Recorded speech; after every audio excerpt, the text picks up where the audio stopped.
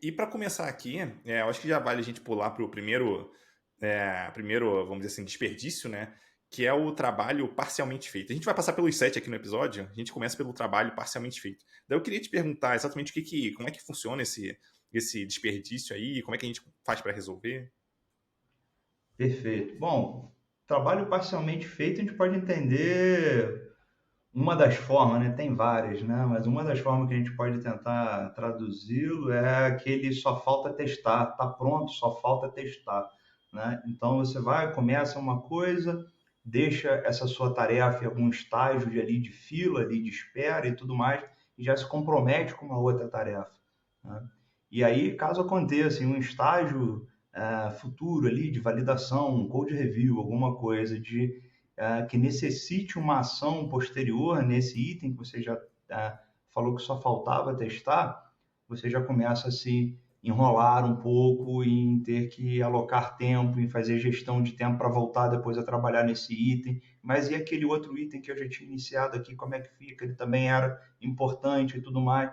Enfim, então você vai gerar um desperdício ali de tempo, principalmente quando a gente olhar sobre o espectro ali de task switching, por exemplo, né? Então, o cérebro humano ele tem um custo para fazer task switching, inclusive, né? Então, a gente pegar novamente o escopo que a gente estava anteriormente e tudo mais, pegar o que a gente chama ali, né, o famoso fio da meada, né? Como é que eu volto para aquele nível de concentração que eu estava, que já tinha entendido, estava hiper aprofundado ali e tal, né? Então, Uhum. esse custo de task switching, para mim, ele toca muito também nesse trabalho parcialmente feito, né? Que a gente tem que voltar a parar depois a desenvolver aquilo ali.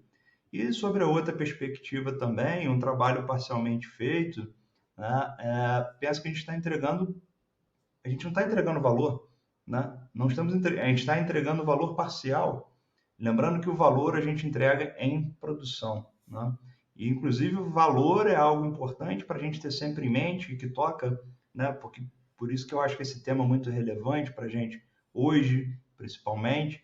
A gente precisa, o time de engenharia como um todo, as pessoas de engenharia precisam entender o valor que ela está entregando. Primeiro, qual o valor que a sua empresa entrega para o seu cliente? Né? Segundo, qual o valor que o meu time entrega, qual o percentual desse valor que o meu time entrega? É importante todo mundo estar ciente disso, ter essa proximidade com o cliente, com as dores lá dos nossos clientes, né? E principalmente com os desejos dele.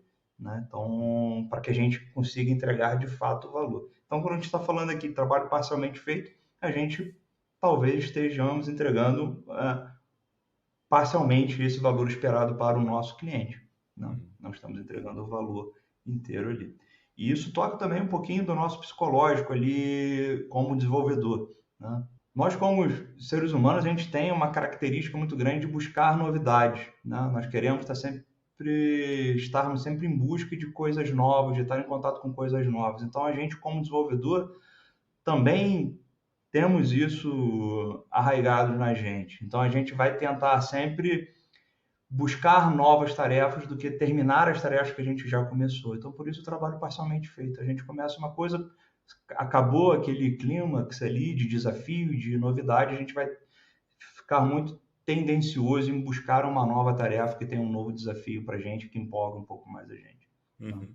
E você comentou ali, né, que é aquele famoso só falta testar. Tem outros casos também bem parecidos, né, que é só falta revisar, só falta deployar, enfim, tem vários aí no caminho também. Exato, E eu até levanto um exato. outro, assim, que talvez a gente nem preste tanta atenção, acho que para mim faz muita diferença, que é quando a gente... Vamos pegar um cenário onde a gente, por exemplo, tem uma refatoração grande que a gente sabe que precisa fazer, então vamos dizer que a gente escolheu ali mudar, sei lá, uma linguagem de programação de projeto, ou mudar, sei lá, uma arquitetura, alguma coisa assim.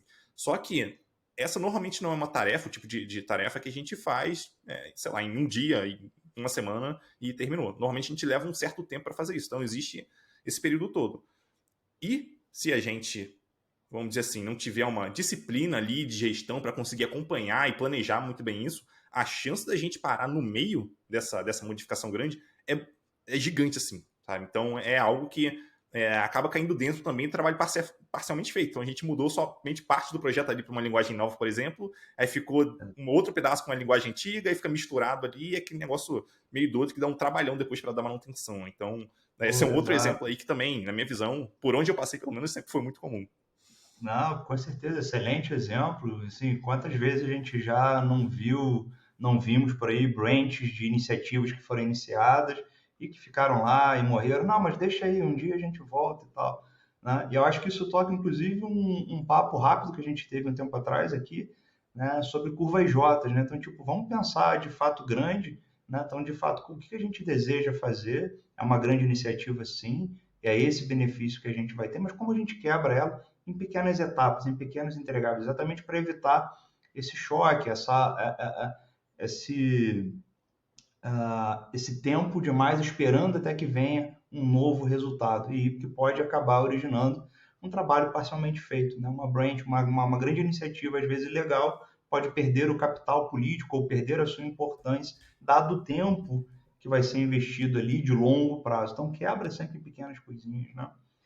E acho que assim, o trabalho parcialmente feito, né, ele toca exatamente isso, né? Então, assim, primeiro ele toca a resolução dele, toca em duas coisas. Então, uma, a gente evitar ficar fazendo task switch o tempo inteiro, vamos terminar o que a gente se propôs a fazer, né? Então, controlar o nosso IP é a coisa mais importante que eu vejo, de uma forma geral, até para a engenharia, para a gente se manter organizado, se manter leves no que a gente está fazendo e focado no que a gente está fazendo, mas também ele evita com que a gente alimente mais esse trabalho parcialmente feito, que gera aí débitos técnicos também, acho que é um outro efeito colateral muito comum de um trabalho parcialmente feito, em que a gente se propõe a tentar resolver algo muito rápido, só para tentar atender ou resolver um bug, alguma coisa e tal, mas a gente esquece de repriorizar e voltar e evoluir aquilo lá que foi feito às pressas para sanar um problema pontual, né? Então, note, a gente precisa ter maturidade realmente, né, para saber comprar um débito técnico. Esse é fácil, todo mundo consegue. Mas a maturidade para pagar esse débito técnico, essa é a parte que eu acho que a engenharia muitas vezes ignora ou deixa passar, né? Uhum. E até um ponto que eu acho que é interessante levantar de talvez uma forma, entre aspas, simples ali, de começar a olhar para isso, né, de enxergar, vamos dizer assim, de trabalhar nisso de uma forma um pouco simples no dia a dia, quando você tem lá o Gira, ou seja lá a ferramenta que você usa, né, para gerenciar essas tarefas, você começa olhando e priorizando as entregas do fim para o começo, né? No caso aqui no vídeo, do fim para o começo. Que é quanto mais próximo de ser entregue, mais prioridade você vai dar para você entregar aquilo. Porque a chance de você, vamos dizer assim, de fato entregar é maior quando você dá prioridade para aquilo. Então essa é uma forma aí de lidar com isso. Aí até um teste que eu queria passar aqui, né, para quem estiver ouvindo ou assistindo a gente, é o seguinte. Um teste, tá? Olha para o seu versionador de código, então GitHub, GitLab, Bitbucket, seja lá o versionador que você usa, e procura, conta, né, quantos pull requests tem abertos lá, tá? Às vezes a gente nem tem tarefa no nosso, vamos dizer assim, no nosso issue tracker, nem nada assim. Mas lá no versionador tem uma porção de pull requests abertos. Isso tudo é trabalho parcialmente feito, que provavelmente vai ser abandonado e vai ficar por isso mesmo, sabe? Então essa é uma sinalização aí do quanto que isso pode estar afetando sua equipe no dia a dia. Se não tiver nenhuma, pô, beleza. Então você está mandando muito bem, né? Você e sua equipe estão mandando muito bem. Bom ponto. E Edu, acho que isso toca também essa parte, né, que você comentou, de olharmos a priorização ali da direita para a esquerda, olhando o board, que pensa o seguinte, né, idealmente o nosso backlog ele é priorizado de acordo com o valor que a gente vai entregar.